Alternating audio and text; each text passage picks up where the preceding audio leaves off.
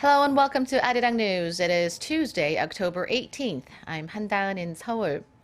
The South Korean government and the ruling party have agreed to speed up work on nation's own missile and nuclear defense systems, which were originally slated for completion by mid-2020. This amid reports that North Korea's weapons development is advancing at a faster pace than what world leaders and experts had thought. Park Ji-won starts us off. The South Korean government and the ruling Saenuri Party have decided to expedite the establishment of the nation's anti-missile defense and kill train strike program by the early 2020s, advancing from the current time plan of completing the system by the mid-2020s. The decision was reached at the National Assembly on Tuesday morning. The talks were attended by Defense Minister Han Min-gu and other defense officials on the government side, and floor leader Chung Jin-seok and chief policymaker Kim Kwang-nim on the ruling party side. The meeting was convened at short notice following North Korea's failed ballistic missile launch last weekend. The ruling Saenuri Party also strongly called on the government to acquire nuclear-powered submarines to effectively counter Pyongyang's submarine-launched ballistic missiles and to bolster South Korea's defense readiness by complementing asymmetric warfare capabilities. The Defense Ministry officials said they would cautiously examine the ruling party's request. The government and the ruling Conservative Party also agreed to secure extra funds next year to counter threats posed by North Korea's newly developed multiple launch rocket systems and the regime's ever-increasing cyber warfare threats. Park Ji-won, ARIRANG News.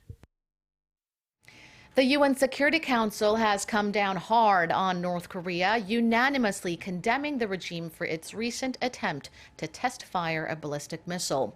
This comes as the Council is currently in the process of drawing up even stronger sanctions on Pyongyang for its September 9th nuclear test.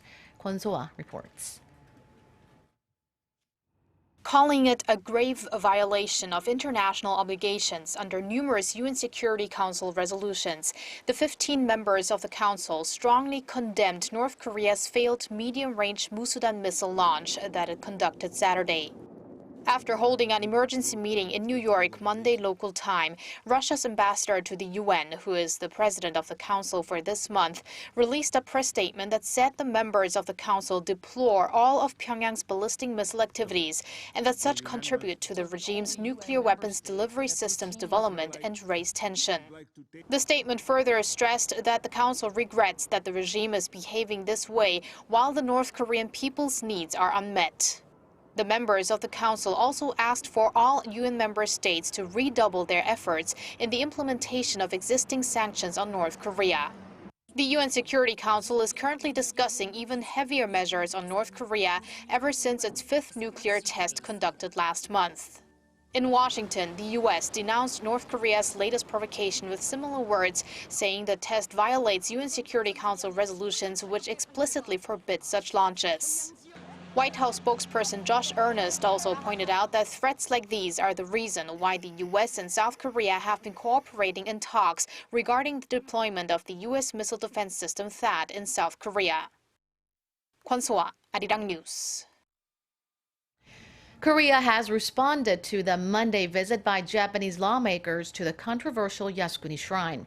Seoul's foreign ministry issued a statement today saying that government expresses, quote, deep concern and disappointment about the visit by the group of cabinet members and lawmakers who pay tribute at the shrine, which honors Japan's war dead, including 14 Class A war criminals.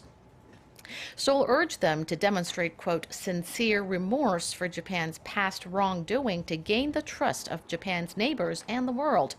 The visit came a day after Prime Minister Shinzo Abe sent a ritual offering to the shrine.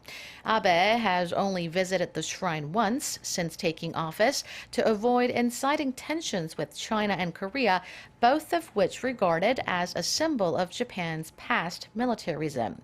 More Japanese lawmakers are reportedly slated to visit during the shrine's annual Autumn Festival, which runs through Thursday. With around 3 weeks to go until the U.S. presidential election, a new poll held over the weekend shows Hillary Clinton has a solid 12-point lead over her Republican rival Donald Trump. However, it's not plain sailing for Clinton as it's still extremely close in some battleground states, and her email problems may be about to come roaring back. Kim Mo-kyun has more. The survey released by Monmouth University on Monday puts Clinton ahead of Trump at 50% to 38% in a four-way race. The poll was the first to be conducted entirely since Trump's sexual assault accusations emerged. Slightly under two-thirds of the voters polled said they believed the allegations were credible, while 58% said they were not surprised by what they heard Trump say on the 2005 hot mic recording.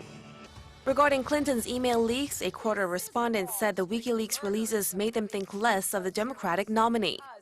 45% said the transcripts had no impact on their impression of Clinton. The poll was conducted from October 14th to the 16th on 805 registered voters with a margin of error of plus or minus 3.5%.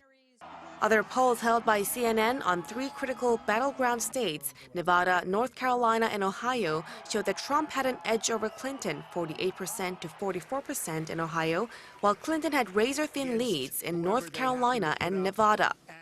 The latest polls come amid reports the State Department asked the FBI to declassify Clinton's emails in a quid pro quo exchange for allowing FBI agents to get more foreign postings.